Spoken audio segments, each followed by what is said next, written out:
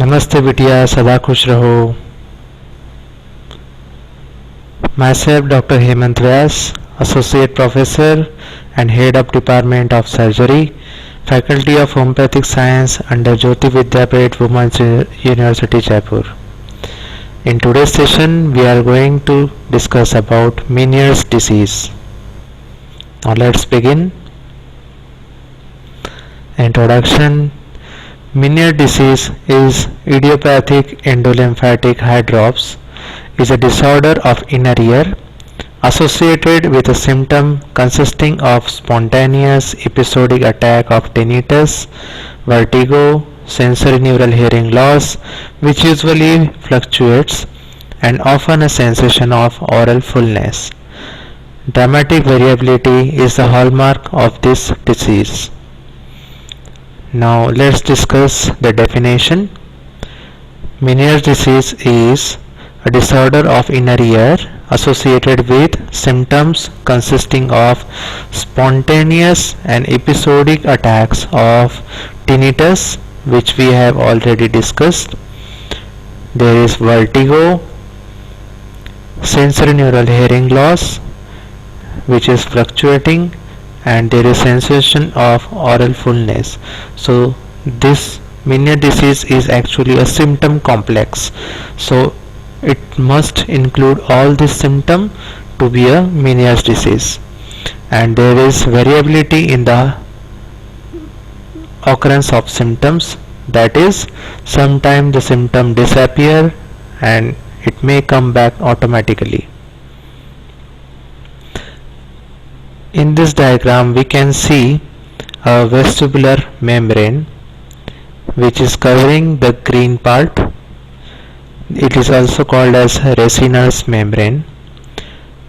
On the one side of this membrane there is endolymph, which is shown in green color, whereas on the other side, that is upper side, there is perilymph, which is shown in blue color. Sometimes because of faulty absorption of endolymph or because of excessive secretion of endolymph, the vestibular membrane is pushed upwards, so it herniates in the area of perilymph, or this membrane sometimes may get break, so the endolymph and perilymph may get mixed. All these reasons are responsible for occurrence of Meniere's disease. This disease was introduced by and was described by Prosper Meniere in 1861, and after that many changes and many additions are made by different authors and different scientists afterwards. Now let's see what pathology is going on in the Meniere's disease. There is distortion of the membranous labyrinth. This condition reflects the changes in the autonomy of the membranous labyrinth as a consequence of overaccumulation of endolymph. Mainly affects scala media and saccule. Bulging of Resiner's membrane, that is that we have already seen in the diagram, that is vestibular membrane and Resiner membrane is one and the same. Saccule may come to lie against the stapes footplate. In this diagram we can easily see, in first diagram we can see the normal inner ear, and in second diagram the inner ear after the bulging of Resiner membrane. Let's move further. Etiology or causes of Meniere disease: defective absorption by endolymphatic sac, poor vascularity of sac, less absorptive tubular epithelium, increased perisaccular fibrosis may be responsible, or rupture of Resiner's membrane leading to mixing of perilymph or endolymph, which is described by Schucknecht.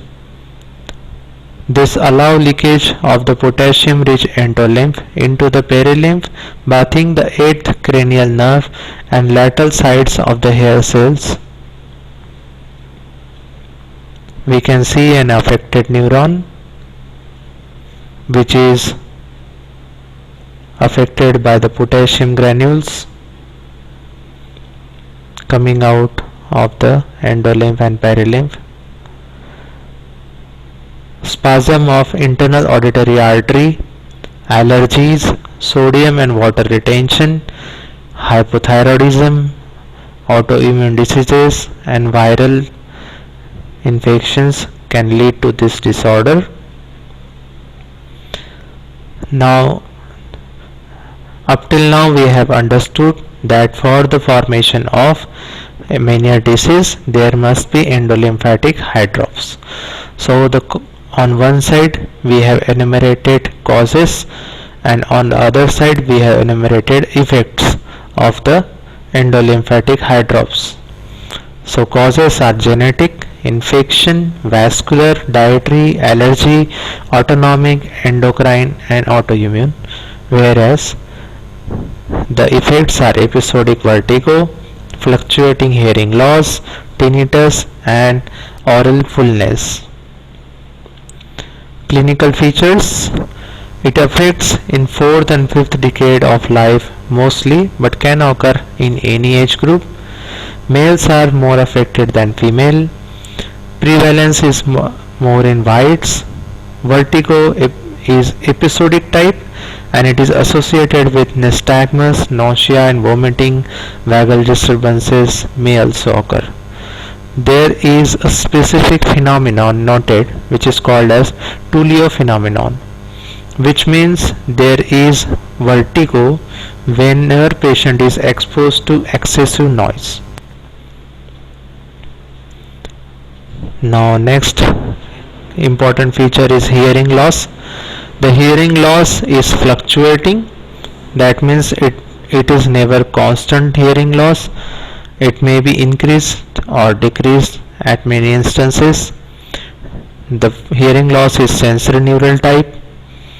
It is progressive in nature, unilateral, distortion of sound may be there, and intolerance to loud sound, that is Tullio phenomenon, as we have already discussed. Next clinical feature is tinnitus. Low pitched roaring sound can be heard in the ears, affected ear. Subjective, unilateral are the specific points of tinnitus. Oral fullness sensation is also there. It fluctuates in prodromal phase. Now what investigations has to be carried out? Tuning fork test suggests that there is sensorineural hearing loss. Speech audiometry, recruitment test may be positive.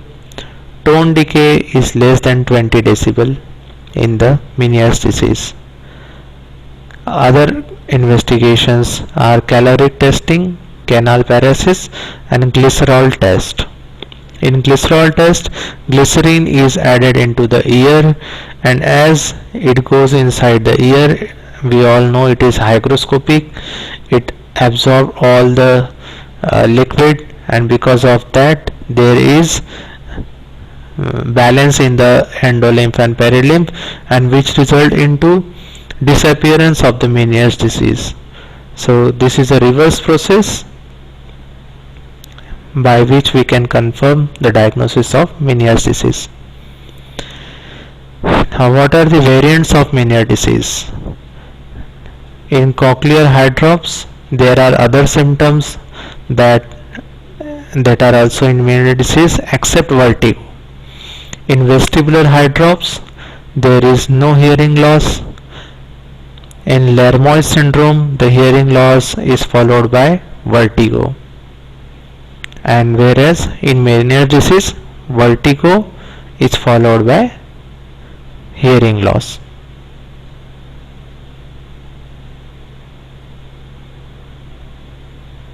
Treatment, medical management. In acute stage, labyrinthine sedatives plus antiemetics, carbamazepine histamine drip can be used. Furstenberg regime that is low salt diet, diuretic and potassium chloride. High protein diet, that is high protein, beta histine to relieve vascular ischemia. Patient is advised to stop caffeine, nicotine, alcohol and tobacco. Non-ablative procedures which were described by Portman 1926 includes endolymphatic sac surge.